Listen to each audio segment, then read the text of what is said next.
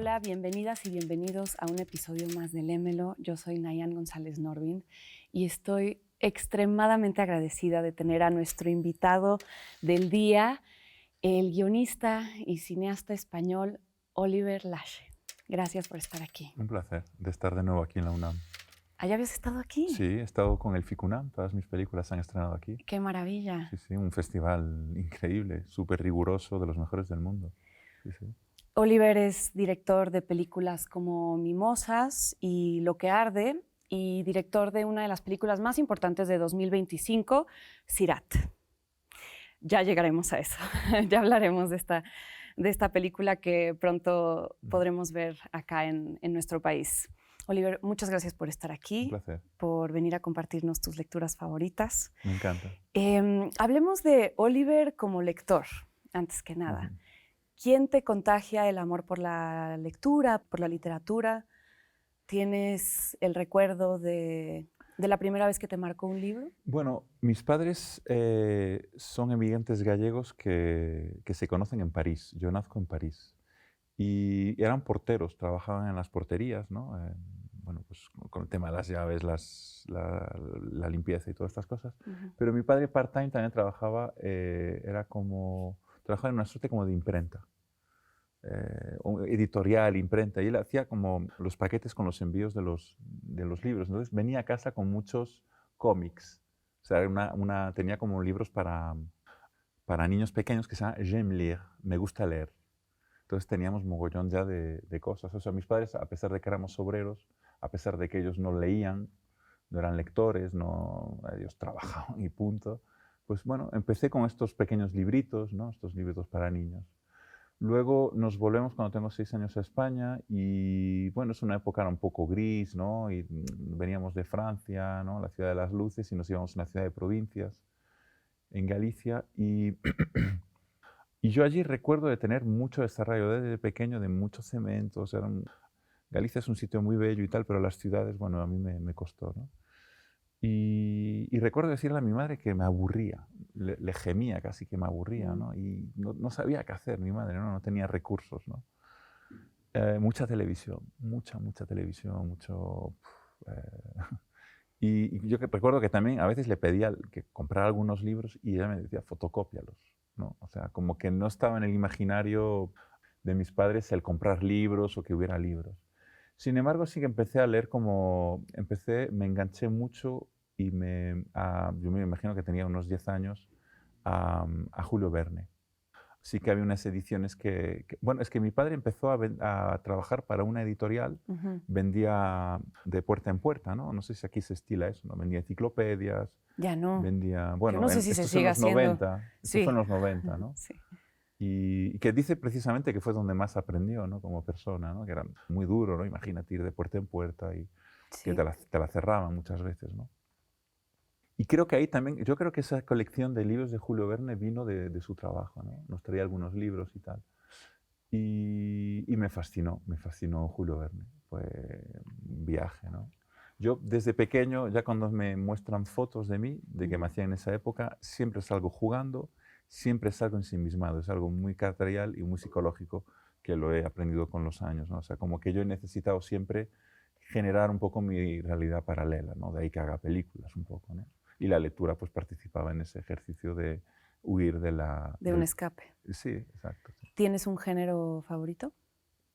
Leo sobre todo ensayo, porque no hago más que trabajar. Entonces tengo un acercamiento muy riguroso a las temáticas que abarco. Muchas veces son de desarrollo personal.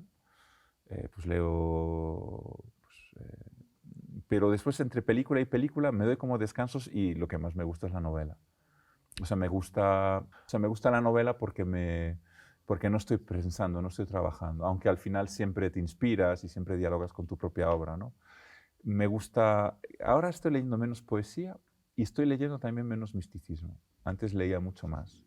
O sea, durante una época, o sea, he pasado de la novela al ensayo, del ensayo a la filosofía, pero hubo un momento donde me he entendido que la filosofía era demasiado retórica, demasiado laberinto mental, o sea, cuando llegas a una respuesta, la pregunta cambia. O sea, no me daba las respuestas que sí encontré en el misticismo. pues, en tratados místicos, pues, sufís, taoístas, etcétera, ¿no? Sobre todo porque yo he estado viviendo 12 años en tierra de Islam y conozco, o sea, me interesó muchísimo el misticismo musulmán, ¿no? ¿Dónde viviste? Pues viví en Tánger 5 años, que es una ciudad súper literaria. Precisamente ahí leí muchísimo a todos los Beats, a Paul Bowles, que había pasado un tiempo ahí. Es cuando Burroughs escribe todo lo que luego va a publicar en Londres y en Nueva York. Tánger es una ciudad literaria por excelencia, es como si vives en Viena, en París. Es un sitio de estos, o sea, que estás en un café todo el día leyendo, ¿no? Y además que no pasa el tiempo, ¿no? Y luego me fui al sur, yo me fui más al sur, estuve viviendo unos 5 años en un palmeral, cuando yo estaba en Tánger hago Todos vos sois capitanes, mi primer largometraje, y en el sur hago Mimosas. Sí. Bueno, México es otro tótem, Centro, otro polo para la lectura, ¿no? Sí. Precisamente la semana pasada me he comprado un libro de vuestro gran maestro, esta personalidad tan extraordinaria poeta Octavio Paz. Octavio Paz, ¿no? Qué mirada. Wow. Sí. Sí, me he pillado un libro de ensayitos y tal para leer aquí, pero que no he tenido un segundo para leer, lo cual de alguna manera también muestra mi gran amor por leer y mi capacidad por el tipo de vida Tu que frustración. tengo. Sí. Bueno, pero hay que tratar de malabarear todo. Hay que malabarear. Pues sí, ¿no? Entre la inspiración y la ejecución, sí. ahí tienes que sí. Y luego la poesía equilibrar. También, ¿no? También. Luego leeremos algunas cositas así de poesía. Pues empecemos. Hablemos de el primer libro que nos propusiste leer. A ver, ¿cuál es el orden? El orden es... Esculpir en el tiempo. Esculpir el tiempo de Andrei Tarkovsky. Este libro, ¿por qué? ¿Por qué a ver, para empezar, lo elegiste? ha sido todo muy precipitado y yo os he dado una lista de libros. Claro, yo he venido aquí a México a presentar mi película que se llama Sirat. Entonces he pensado que hablaríais un poco de cine y bueno, efectivamente, en cualquier caso es una obra que a mí es una obra que me habla muy íntimamente. Yo me la leo con 21 años, viviendo en Londres. Tenía una pequeña beca, se llaman Erasmus, de la Universidad Pública en España, para estar en Londres y estaba totalmente perdido, con una relación que, bueno, no era todo sana o equilibrada o de que tendría que ser. Y bueno, viví en aquella ciudad una gran crisis, ¿no? Una bendita crisis, son buenísimas, ¿no? Para hablar con uno, ¿no? Para conectar con la gente.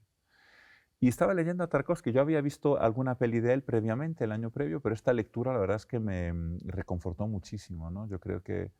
O sea, ¿no estabas tan familiarizado con su cine antes de leer el libro? Sí, estaba. Yo lo primero que veo de Tarkovsky es un documental que filma Chris Marker que se llama Un día en la vida de Andrei Arsenovich, que es un documental que hace sobre él. Y yo cuando veo imágenes de Tarkovsky en el set de rodaje y mirando al infinito, o sea, cuando yo ya veo su cara, ya digo, uy, ¿qué pasa? ¿Quién es este tío?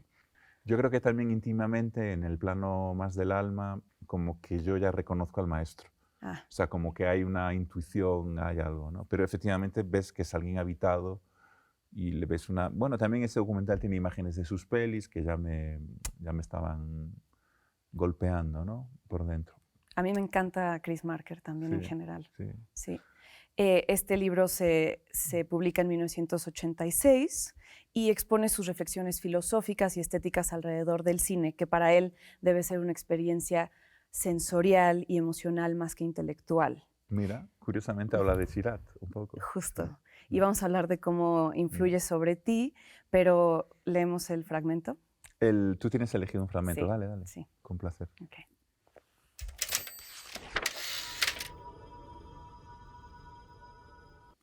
Capítulo 7.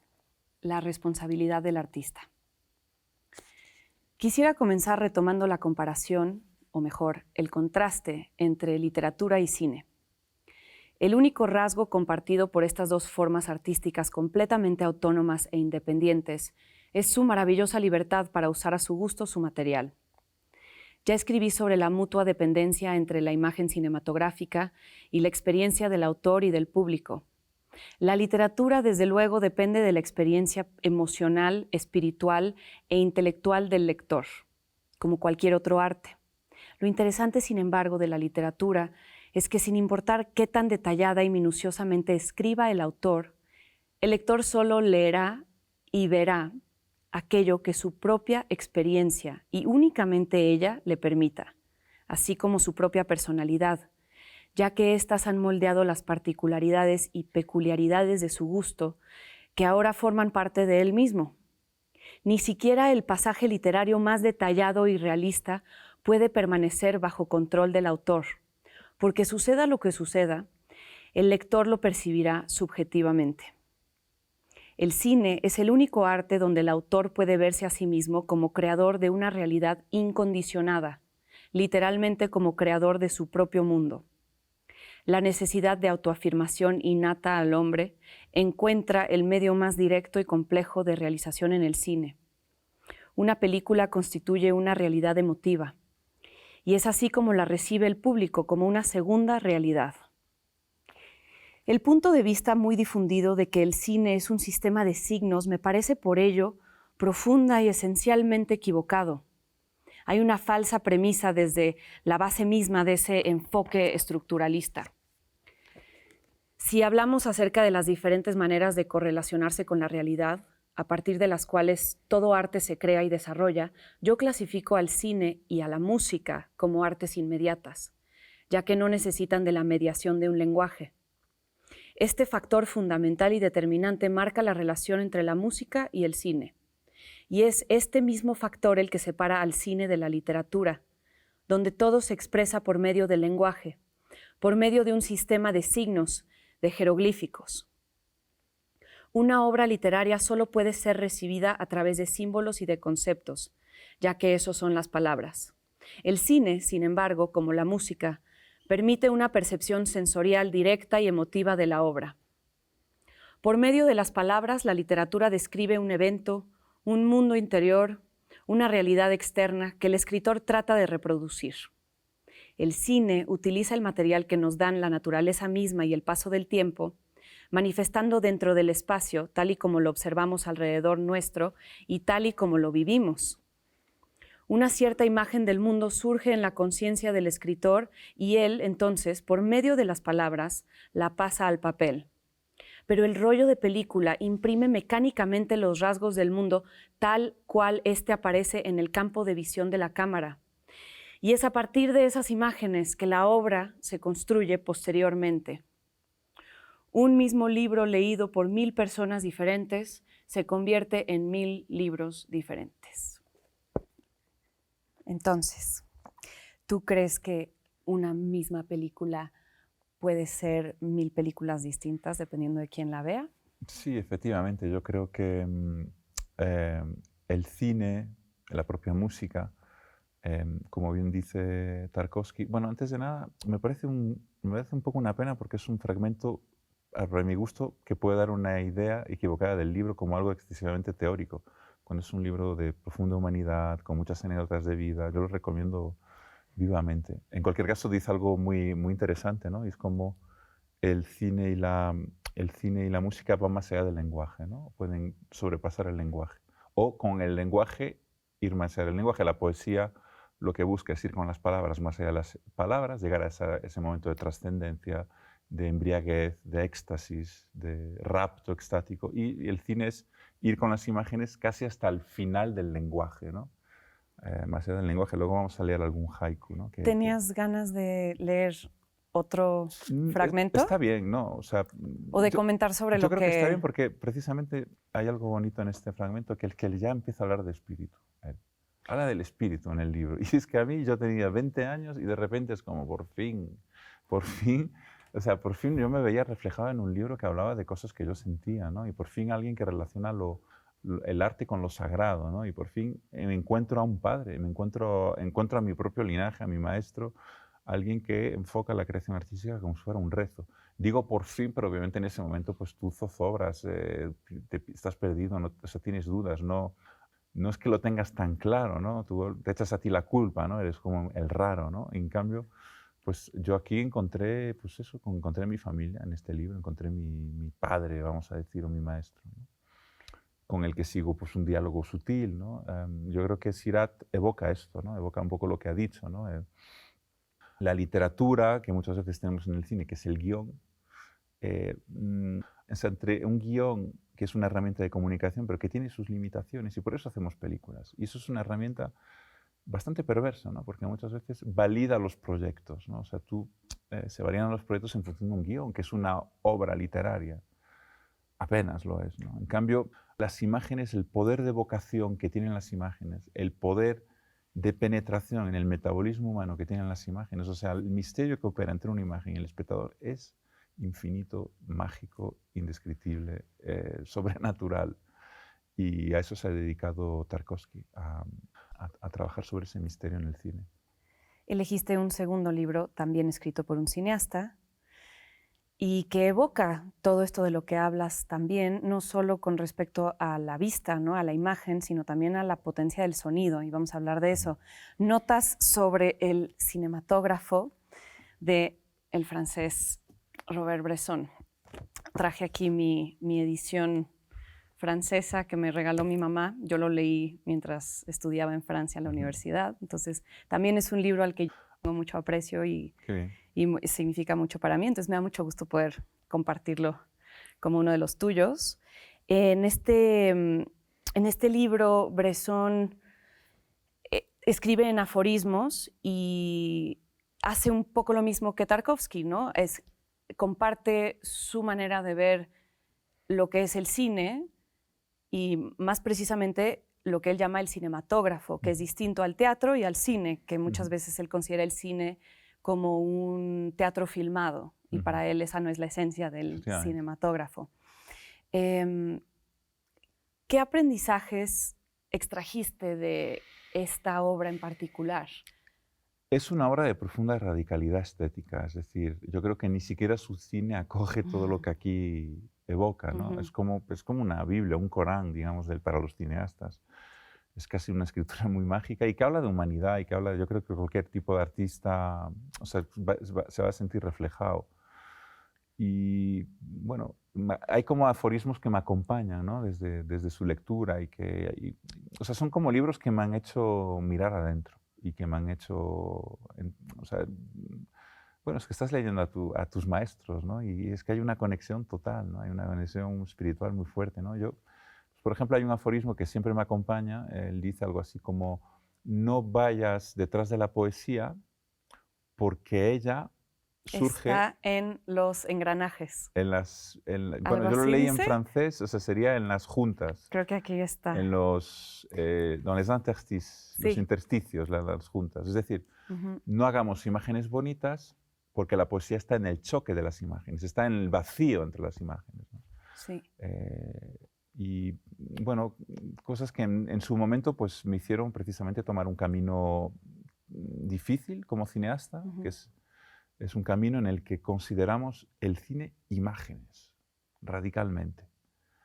El cine como generador de imágenes, contrariamente a un medio para contar una historia. Efectivamente, efectivamente. Es decir, un cine que se quita de las cadenas de la literatura, del teatro y de la televisión, que es precisamente donde está encarcelado hoy en día, ¿no? Sí. Son artes que me encanta la literatura, pero el cine tiene su especificidad, tiene su ontología, que es la imagen y el sonido, ¿no? Y bueno, pues toda mi obra, pues estos han sido los que me han ayudado en mi pequeña canoa remando contracorriente en un país como España, en un momento histórico en el que la tele se lo ha comido todo, las plataformas y todo, pues yo he estado ahí remando contracorriente con la compañía de muchos cineastas, obviamente, que han resistido a esas modas. Que te guían y te dan claridad. Efectivamente, ¿no? Sí.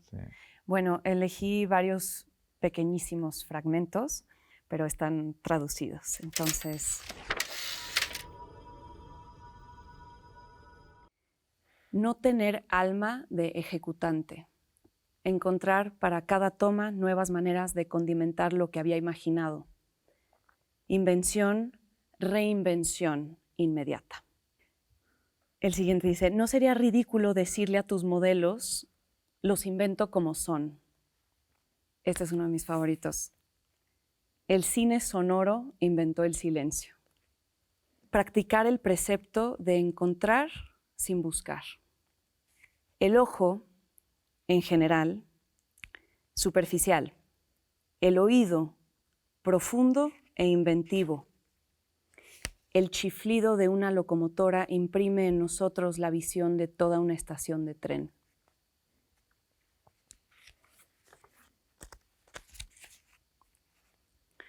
Este lo leo en francés y luego leo la traducción. Habituer le public à deviner le tout dont on ne lui donne qu'une partie. Faire deviner. En donner l'envie. Acostumbrar al público a adivinar el todo del cual solo le damos una parte. Hacer adivinar. Dar a desear. Y pues con estos fragmentos también les estamos dando una parte para el todo a quienes nos escuchan. ¿Qué te genera escuchar las palabras de Aforismo a Bresson? aforismo, bueno, es difícil porque has leído 6, 7 aforismos. Varios, pero alguno que se haya quedado hay contigo. Uno que utilizo mucho, que es el de te invento tal y como tú eres, que se lo digo efectivamente mucho a mis actores. Yo trabajo con actores no profesionales, lo que Bresson llamaba modelos, ¿no? Sí. En Sirat he trabajado con un actor y creo que hay una mezcla bonita entre unos y otros, ¿no? Pero en cualquier caso sí que de alguna manera ya nos empieza, él nos dice de afinar la mirada. Es decir, al final, sean actores o no, son personas, ¿no? Y hay algo, yo incluso cuando trabajo con un actor profesional, voy a la persona. Es como, mira, te vas a quitar todas las máscaras, se acabaron todas tus zonas de confort y tus tal. Costumbres, tus costumbres, y vas todo. a morir aquí conmigo, te vas a tirar al abismo, ¿no? ¿Por qué has elegido trabajar con no actores? Bueno, precisamente porque me gusta la realidad, me gusta la gente, porque me parecen todos de una belleza escandalosa y hay una complejidad en un rostro. Hay algo muy bonito de poner una cámara delante de un actor no profesional o sin experiencia, que es su vulnerabilidad, su fragilidad. Yo creo que como espectadores nos gusta eso porque somos frágiles. ¿Y también. sientes que el actor no te da eso? No. ¿Porque no, está demasiado acostumbrado a ser visto? Porque tiene recursos, porque tiene zonas de confort, porque tiene herramientas, tiene muchas herramientas. Te da otras cosas, no es ni mejor ni peor. Sí. O sea, yo en esta película necesitaba un actor con experiencia, con horas de vuelo, porque era una película compleja, ¿no? O sea, un actor no profesional tienes que a veces salir del coche y empujar el coche para que arranque, es difícil. En cambio, uno profesional vas de copiloto y ya te lleva donde quieres. En cambio, Sergi ha tenido la capacidad de morir como actor. Claro. Sí. Hay otro aforismo que creo que va a estar muy bien con el respecto al otro libro que tenemos del Zen, que creo que el de... Hacer sin intentar efectivamente. hacer. Sí, justo por eso lo elegí. Sí. Hay algo taoísta en ese aforismo, ¿no? Hay algo como Sí. del... Bueno, hay algo que está en todas las tradiciones. ¿Cómo logras, haciendo cine, hacer sin hacer? Pues mira, a mí, claro, yo he vivido 12 años en Marruecos y he estado, como he hecho muchos viajes en tierra de Islam. Y es curioso que no he elegido en ningún libro sufí, porque, digamos, toda la mística musulmana es la que más me ha edificado como persona, ¿no? Es la que ha hecho que mi corazón vibrara, ¿no? Es la que me ha ayudado a trascenderme, ¿no? Y bueno, o sea, como en todas las tradiciones, pues se trabaja a ser un cero. Se trabaja efectivamente controlar tu ego, al final, ¿no? Es muy difícil hoy en día hacerlo, ¿no? Y yo no estoy seguro de que lo logre. Yo me he quedado en la dimensión del artista, ¿no? Que es como muchas veces trabajar desde el ego, ¿no? Pero se trata de, o sea, uno tiene el ego, tiene la intención, tiene la motivación, tiene el deseo de conquista, es el autor, ¿no? Quiero decir cosas, ¿no? Pero al mismo tiempo, que es una energía muy masculina, ojo, no hablo de género, pero al mismo tiempo tenemos esencia. Tenemos esencia y estamos trabajando para ambas cosas, ¿no? La esencia es el núcleo nuestro, que se rodea de ego, de personalidad, ¿no? La propia palabra personalidad viene es del latín personare, era la máscara, se colocaban en el teatro, amplificaban la interpretación para que llegara, de hecho la máscara amplificaba el sonido para que llegara a todas las zonas del teatro, es decir, es una intensificación del ser, es una ficción, es un ego, la máscara quiere decir en griego también personalidad, en fin. Tú tienes la motivación egótica de hacer una película, pero hay un momento en el que te tienes que abandonar a la vida. O sea, tienes que parar a tiempo. Los artistas somos los peores enemigos de nuestras obras y los cineastas más. Esas imágenes de las que nos habla Bresson y de las que nos habla Tarkovsky, muchas veces, que son imágenes muy conectadas con nuestro inconsciente y con el inconsciente colectivo, o sea, muchas veces están como muy pisadas por la retórica, la intencionalidad del artista. Queremos comentar algo, queremos contar algo, queremos narrar, y quedan muertas de tanto peso, ¿no? Precisamente el cine-teatro, el cine de televisión, el cine-novela, Sí. son imágenes que no vibran, que están muertas porque están instrumentalizadas para contar algo. No son imágenes con todas las capas de simbolismo, en fin, todas las capas que tiene una imagen. Tenemos que hacer una breve pausa, pero regresaremos para continuar con esta maravillosa conversación con Oliver Lache.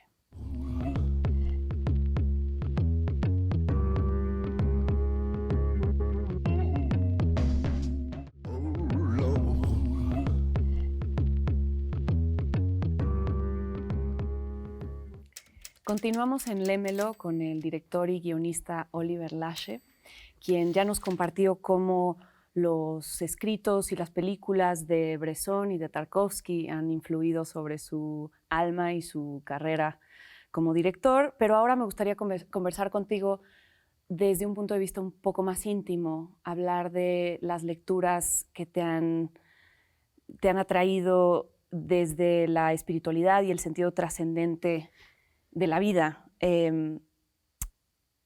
¿Recuerdas en qué momento desarrollaste esta conciencia de que tu arte tenía que estar en contacto con una parte de ti más profunda y que no querías sencillamente entretener, sino que para ti era justamente parte de tu proceso espiritual? Sí, bueno, yo creo que se despierta un poco con Tarkovsky. Bueno, yo creo que la espiritualidad la tienes siempre, pero cuando te haces consciente de ella y leyendo a muchos artistas y viendo películas es cuando notas ese calorcito interior, ¿no? Luego, esa sed, esa necesidad de maestro también me llevó a un oriente metafísico, ¿no? Y pues sobre todo fue el sufismo, ¿no? Ahí donde el corazón se siguió calentando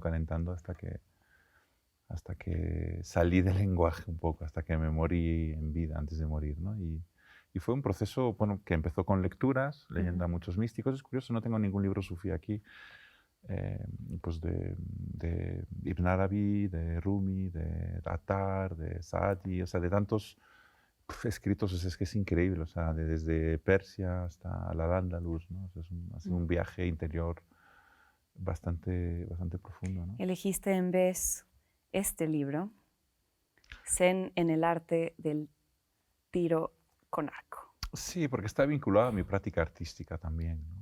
Y bueno, de alguna manera está vinculada al aforismo que hemos leído antes de Bresson, ¿no? De cómo, bueno, es un alemán que busca maestro, desesperado también, como yo, o sea, vive en una sociedad muy secularizada y demás, y encuentra un maestro de tiro con arco. Bueno, él busca un maestro de tiro con arco que se pasa no sé cuántos años aprendiendo a tirar con arco, y básicamente lo que él descubre o lo que él evoca en este libro tan bonito es que el que tira con arco, el artista, el ser humano, o sea, tiene la motivación egótica de tirar con el arco, o sea, tiene que hacer el esfuerzo, pero hay un punto en el que tienes que dejar que sea casi el arco el que tira la flecha, ¿no? Es como si te tienes que dar a algo, te tienes que abandonar, te tienes que rendir para verdaderamente dar en la diana. Es un poco lo que hacen los derviches, los girovagos, cuando es la orden que Rumi, poeta y místico, inaugura, ¿no? Los mesnaví, cuando giran, no sé si has girado, o sea, hay un punto en el que si tú piensas, te mareas y caes. O sea, para verdaderamente bailar, para girar, hay un punto en el que te tienes que abandonar, en el que ya no eres tú el que baila. Es increíble. Es una práctica de desarrollo espiritual muy potente, de entender lo que es el verdadero abandono y lo que es rendirse, algo que es muy difícil de hacer, y menos haciendo una película que estás con 1000 presiones, tensiones y demás. Se intenta. Zen en el arte del tiro con arco, escrito por Eugen Herrigel y publicado en 1948. O sea, es más antiguo que los otros libros, y Y tal vez te parezca un poco técnico el fragmento, ya empezando a conocerte, pero de igual manera es para darnos una idea, ¿no? de qué va el libro.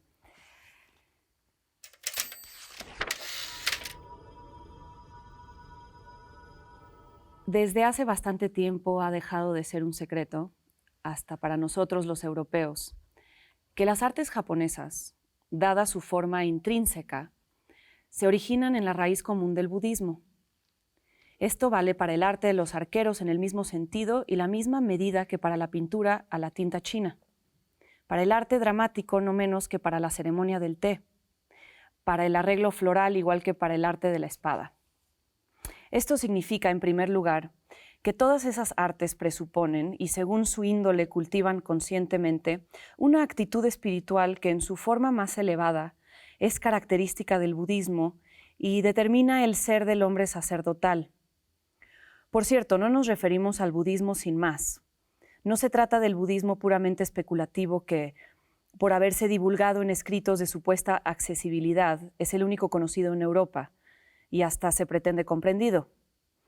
Nos referimos al budismo dhyana, llamado Zen en el Japón, que en primer lugar no quiere ser especulación, sino vivencia directa de aquello que, como causa, sin causa de lo existente, no puede concebirlo en el intelecto ni, aun después de las experiencias más inequívocas e irresistibles, puede ser aprehendido e interpretado.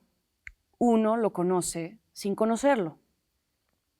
Con el fin de lograr esas decisivas experiencias, el budismo zen sigue caminos que, a través de un recogimiento practicado metódicamente, han de conducir al hombre a percibir en lo más profundo de su alma lo inefable que carece de causa y modos, y lo que es más, a unirse con ello.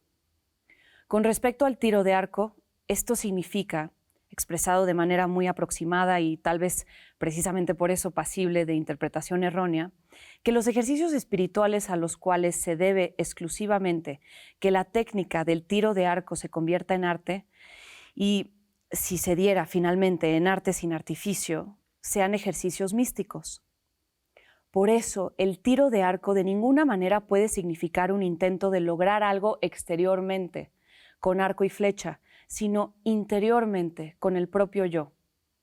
Arco y flecha son, por decirlo así, nada más que pretexto de algo que podría darse también sin ellos. El camino hacia una meta, no la meta misma. Ayudas para dar el salto final y decisivo. Frente a esta circunstancia, nada mejor que poder recurrir a exposiciones de adeptos del Zen, con el fin de profundizar nuestra comprensión del tema. Estas no faltan, por cierto.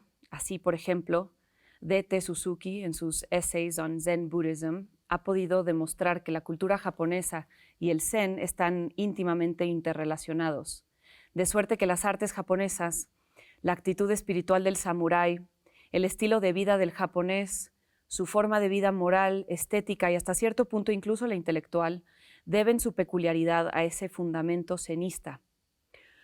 Por eso son poco menos que incomprensibles para quien no esté familiarizado con él. Las publicaciones de Suzuki, sumamente significativas, así como las indagaciones de otros investigadores japoneses, han despertado un justificado interés. Se admite plenamente que el budismo dhyana, nacido en la India, desarrollado después de profundas transformaciones hasta alcanzar toda su madurez en la China, adoptado finalmente y cultivado como tradición viviente aún en nuestros días por el Japón, que ese Zen, pues, es capaz de desencadenar formas insospechadas de la existencia humana cuya comprensión no puede estimarse demasiado. Mas, pese a todos los esfuerzos de los especialistas del Zen, es innegable que sigue siendo sumamente escaso lo que los europeos hemos podido aprehender hasta ahora de su esencia, como si se opusiera a toda penetración. Nuestras tentativas de explorarlo mediante la intuición y la empatía, a los pocos pasos encuentran obstáculos insalvables. Envuelto en impenetrables tinieblas, el Zen se nos presenta como el enigma más extraño que la vida espiritual asiática nos propone, insoluble y, no obstante, irresistiblemente atractivo.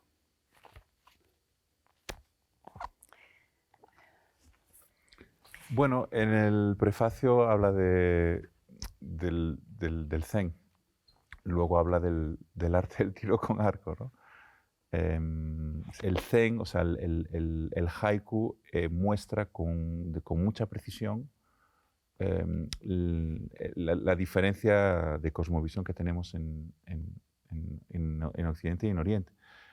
Occidente, la poesía es como muy retórica Más conceptual. y muy desde el yo. Tenemos, o sea, para Oriente tenemos una cabeza demasiado compleja, tenemos la cabeza demasiado llena de cosas. Estamos en el paraíso y nos estamos mirando a los pies, ¿no? Hay algo como Rilke, tú, o sea, lees a Rilke o a Pessoa, o sea, tremendos poetas, pero luego te lees a Isa, te lees a Santoka, cualquier zen que está escribiendo haiku y te parecen enfermos los europeos, o sea, te parecen neuróticos, básicamente, ¿no? O sea, Para quien nos esté viendo y escuchando y no sepa lo que es un haiku, es una forma muy precisa de poesía japonesa que surge, creo, por ahí del siglo V, si bien recuerdo, no recuerdo con precisión, pero se trata de 3 versos, con el primero con 5 sílabas, el segundo con 7 y el tercero con 5. Si bien depende, o sea, depende de la o sea, tradición. incluso las 3 frases depende porque esta escritura japonesa que es vertical. Que es vertical Ahí y se me bueno, se ha escapa un poco, occidentalizado sí. de esta forma, ¿no? Pero Sí, Basho decía, tenía una descripción del haiku, decía, haiku es lo que está pasando ahora mismo.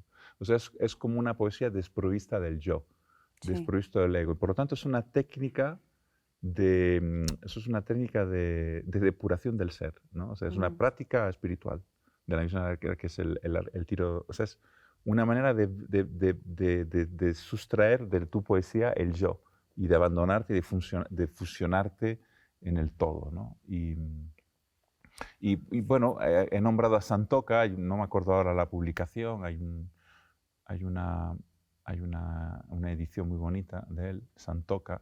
Él era de familia, su padre tenía una fábrica de sake y era borracho y maltratador el padre, ¿no? Y bueno, era un niño muy maltratado, luego él acabó también con muchos problemas y un día quiso suicidarse y se echó delante de un tren. Llega el tren, frena, pero justo, o sea, como que todo el mundo cae en el tren, o sea, la lía bastante parda y bueno, bajan todos los del tren y empiezan a golpearle a Santoka, ¿no? Baja un señor, pone su pie en el suelo, se acerca a él y le dice, tú te vienes al templo conmigo, su maestro. Y a partir de ahí fue cuando empezó a trabajar desde la herida, ¿no? Trabajar desde, pero intentar depurarlo, ¿no? Intentar llegar a esa expresión en la que el todo se expresa a través de ese cero del que he hablado antes, ¿no? Y me ha hecho mucho bien, la verdad. Una muerte en vida como la que evocaste, sí. que tú también tuviste. Vamos a ir a un corte y aquí los esperamos para seguir conversando con Oliver Lache.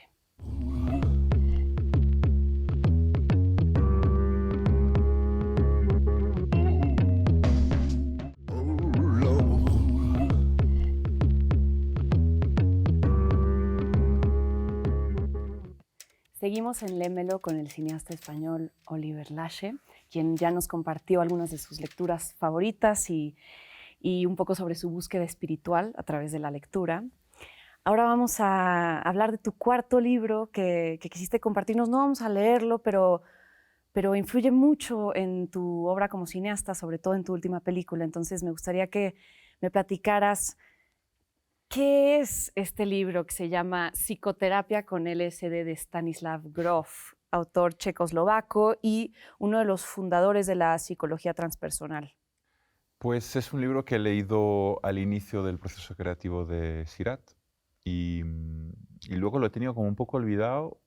He hecho la peli, hay un punto en el que estás más en la producción que en la búsqueda y en la investigación. Y me he dado cuenta, sobre todo escuchando mucho a los espectadores, de que hemos hecho psicoterapia con LSD. Con la ayuda de anteógenos y de psicodélicos, bueno, en los años 60-70 se exploró mucho, es un tema que luego es una disciplina que un poco estuvo un poco sumergida, ahora hay un poco una vuelta. Y además estoy estudiando psicoterapia Gestalt, me interesa mucho el trabajo de Fritz Perls, que era un compañero de Stanislas Grof, también el de Claudio Naranjo, todo el trabajo con el enagrama, ¿no? Eran un poco, todos un poco en el mismo colectivo, ¿no? Y este libro, o sea, a través del uso de psicodélicos, como que de alguna manera el ser, o sea, eres capaz de anular, de suspender el lado racional o el nivel de percepción lógico-racional, que es un poco lo que todo artista quiere, de alguna manera, ¿no? Que es como penetrar al espectador directamente, en mi caso con mis imágenes, ¿no? Y es algo que la música ya lo logra, ¿no? Logra, o sea, ya es como algo que toca mucho las emociones directamente, ¿no? Entonces, a través de esta psicoterapia, uno puede tener lo que él llama experiencias perinatales, que son experiencias de muerte y de renacimiento. Hemos hablado mucho de la muerte a lo largo de esta conversación y Sirat es de alguna manera la voluntad que tengo yo de que el espectador tenga una experiencia de muerte, que es algo, creo, muy sano, que pertenecía a todas las tradiciones del mundo, aquí de esto sabéis bastante, y que, ¿Y por qué que es es muy importante? necesario.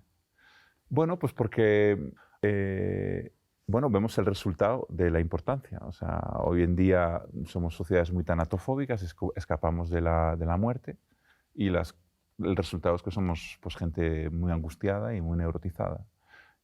En cambio, bueno, la muerte configura nuestra psicología y también nuestra espiritualidad, pues eh, o sea, se entiende, se sabe que es la puerta para vivir de manera más emancipada. No diría libre, porque libres en realidad los seres humanos pocos lo son, ¿no? Los santos, pero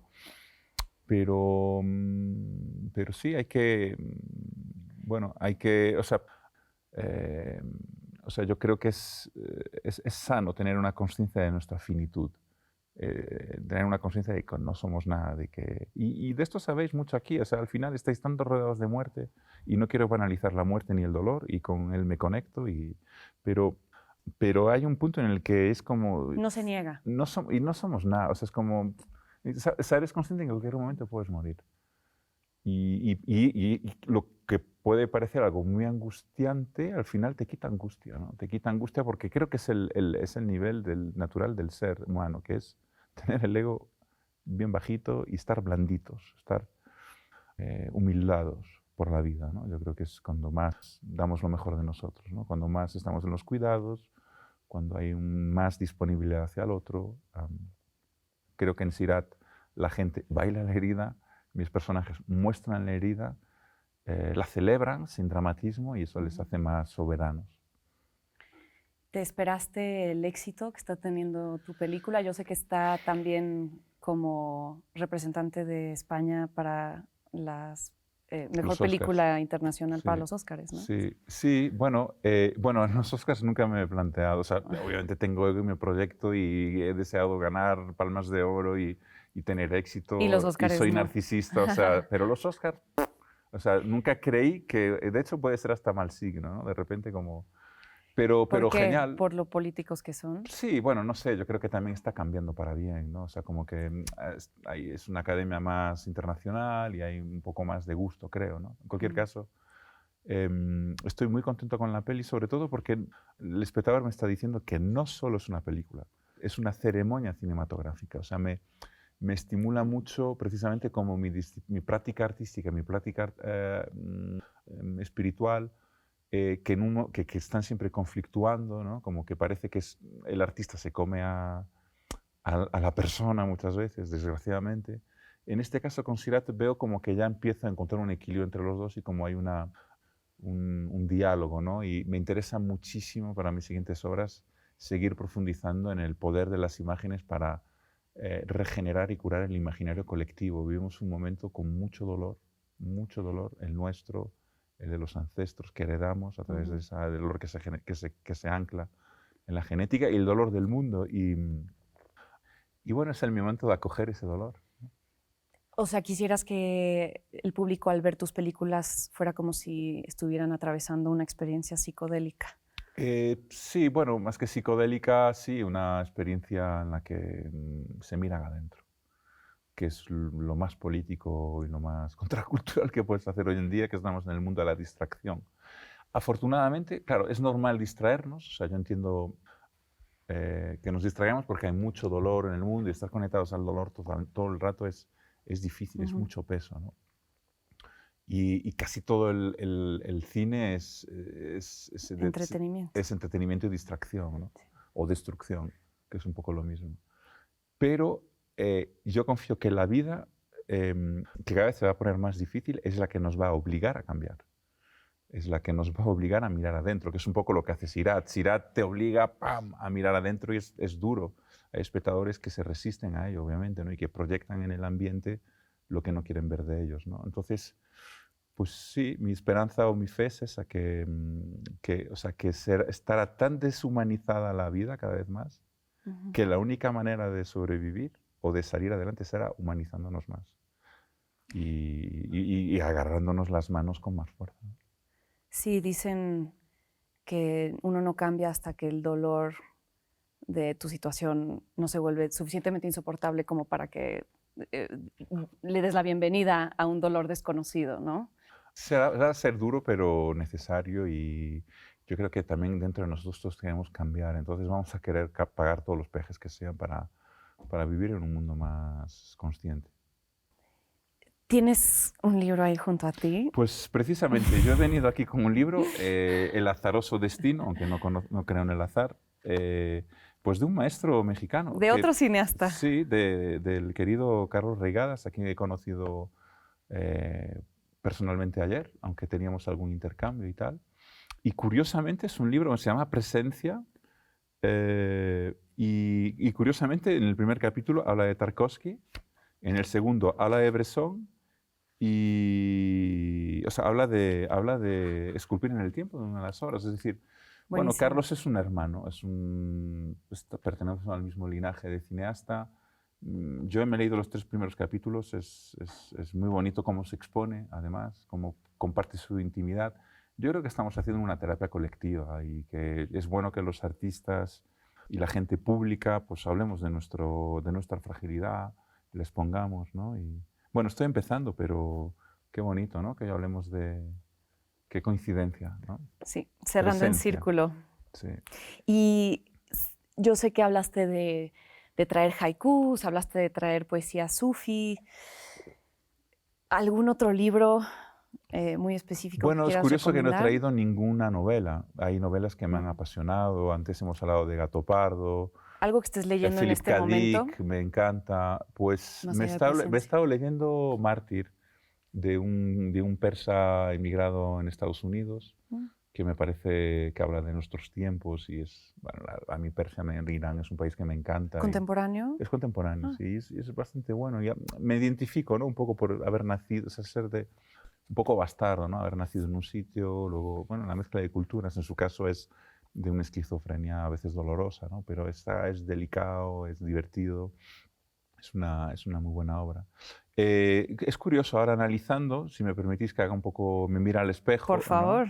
Es curioso como al final no he traído ninguna novela, ¿no? Aquí, ¿no? Y puede que sea que al final, no sé, es como que el ser lo que quiere es crecer, sobre todo, ¿no? O sea, es en lo más profundo de nosotros y que al final, claro, si estamos hablando de los libros que nos han marcado, nos han transformado, pues en mi caso, pues han sido estos libros de desarrollo personal. Al final es nuestra naturaleza, Sí.